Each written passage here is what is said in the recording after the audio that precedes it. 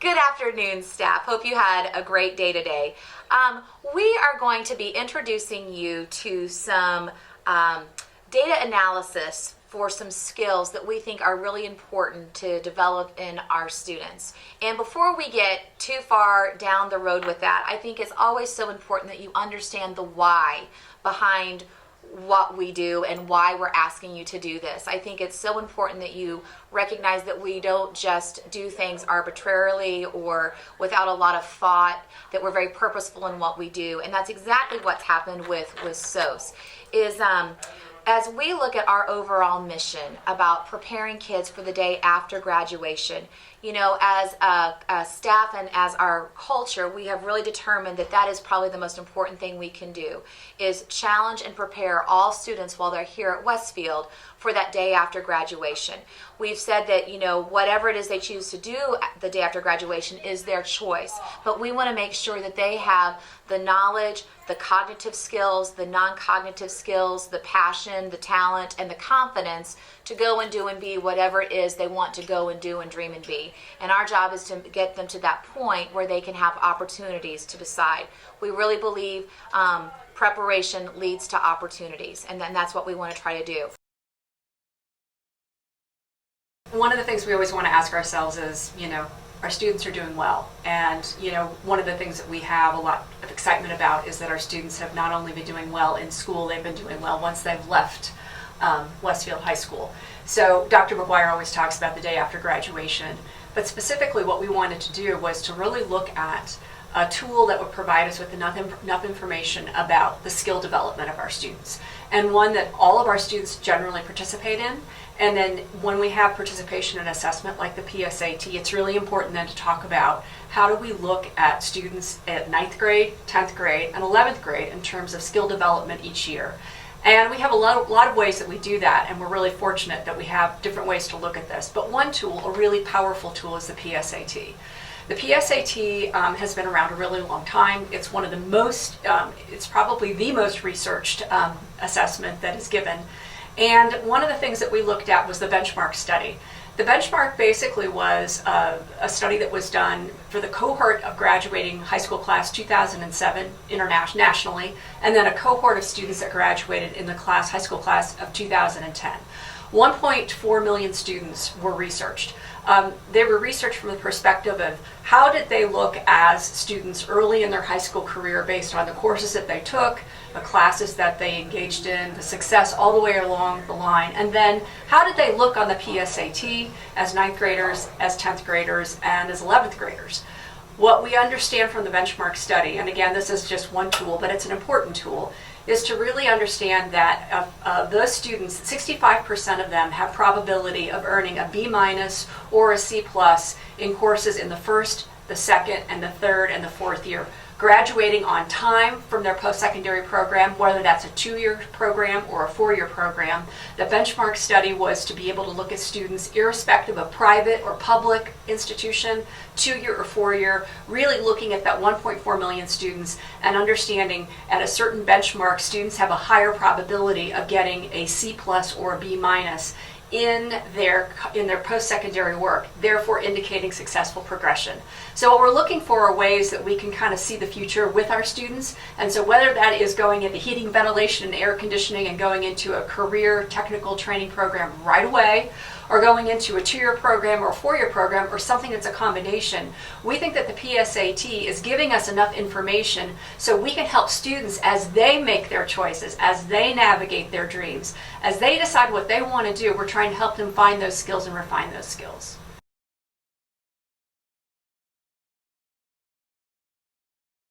So for a while, we've been tackling this goal in terms of counselors meeting with students to look at their PSAT scores. Even parents getting to experience a WebEx where they could look at how their particular student did and then kind of how to analyze and how to navigate those reports. But we were very aware that there was kind of a next level, and that was something we wanted teachers to be involved in, is how can we bring the curriculum and the instruction component into it. So Mrs. Easterday talked about closing that gap when we talk about the college and career readiness benchmark. And the reality of it is that our students were college and career ready at around 60% really for the last several years. We had trend data that showed us that. We know that 86% of our students say that they want to go on to post-secondary. So ultimately, we need our teachers on board, our students are on board, all of our stakeholders on board to help close that gap. So a few years ago, we actually formed a Literacy Champion Coalition with a department member in each of the content areas to come and look and analyze that data and try to highlight, okay, these are some areas of strength and these are some areas that we want our school to look at. And then look at those areas through the lens of their actual content areas. So that's what we have done. We are trying now to move from the coalition to more of a whole building support where the departments look at that. And we have tried to also narrow our focus and our goal. What's our goal? To close that gap. We have about a 26% gap right now.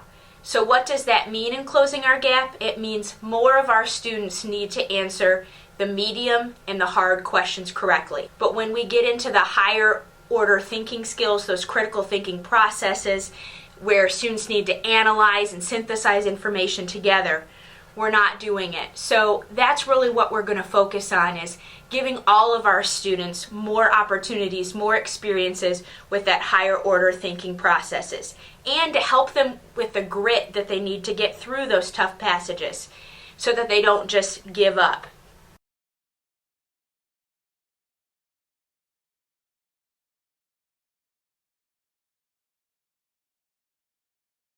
After we analyzed the data that we received through the SOAS report, we could see that there were a couple areas that our students were lacking in. Within the critical reading category, we could see that we had a deficiency in determining the meaning of words and our students' reasoning and inferencing abilities. We made that decision because the questions are categorized into 3 different groups: easy, medium, and hard. Within the determining the meaning of words category, there are 17 questions. 12 of those questions fall within the medium to hard range, and our students answered less than half of those questions correctly. Within the reasoning and inferencing category, there are 8 total questions. Of those 8, 7 of them fall within the medium to hard range. Again, we answered less than half of those questions correctly. We felt like in order for the students to be successful within the critical reading component of the test, we needed to really focus on these areas because these are the questions that we truly were struggling with. All right. With world language, obviously literacy is already in our courses. Every day we're constantly teaching new words, how to form sentences, so literacy is in all of our classes. So we had to stop and think, how can we improve on the literacy that already exists? Now, what was tricky about this is we have 3 different languages within our department. Each language goes from level 1 up through AP. And then on top of that, we have a variety of authentic materials, or texts. Those range from short stories to videos to poetry. So we wanted to come up with some easy ways that we could improve on our literacy without creating a million different resources. So our solution was graphic organizers. We figured by utilizing a graphic organizer like this, it could carry over from language to language, whether we're in Spanish, German, French, and then it could also be used from level 1 up through AP. So for our department action plan, we looked over last summer our SOAS data, and what I particularly looked at were the passages and the kinds of things that students were struggling with. And the common thread, our kids are really strong in basic reading comprehension of fiction, but what came out in that was that when our kids get a cold reading passage of truly nonfiction text, or the text where they compare 2 passages and answer questions about purpose or style, or even meanings of words, that's where we really struggle, especially in the medium to hard range questions. So knowing that, I went to the department this fall and just said, here's the data, here's where we struggle. Are we committed to maybe doing more what we call cold reading, giving kids passages that they have to grapple with and come up with analysis or answers to specific questions or writing in response to it, and using the text to do that so that we get stronger in those areas. So that's how we kind of landed on cold reading, and we've basically said, yes, we're committed to doing cold reading. So this is not just another 6+1. This isn't something that's a top-down or one-size-fits-all approach. Really, it seamlessly fits into our PLC content area groups and something that they can tackle in teams there. We decided that if we were going to do something, we wanted to take the time to train individual staff members. So that's why we've been doing our PSAT SOS training throughout the school year, and we will continue to do that. But we also think it's important that the staff understands what it is, that we get their buy-in, and then allow each department and each staff member to think about how to approach this through the lens of their content area. We must remember that the sky is not falling at Westfield High School. We're proud of our students and we're proud of our staff. We've had great achievements over the last several years, but we want to continue to build upon those achievements. We always want to continue to stretch ourselves and our teaching. We want to build skills in our students that will help them be successful in the future. Those skills of thinking critically, applying knowledge, and building skills to make them successful. You know, I just think we have a great opportunity to use our content area to really deliver skills for our students that they need later on in life. Problem solving, leadership, communication skills, research, whatever that may be, and I think we can do that across the curriculum at all levels. I'm willing to do whatever it takes to move our school and our students to the next level. Are you? We in the Fine Arts Department are committed to helping students improve their literacy skills.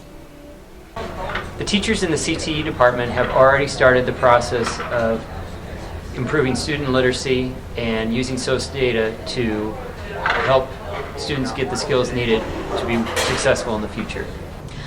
I commit to continue using and learning from the SOS report so that I can make educated decisions in my classroom to help prepare my students for whatever path they choose after high school.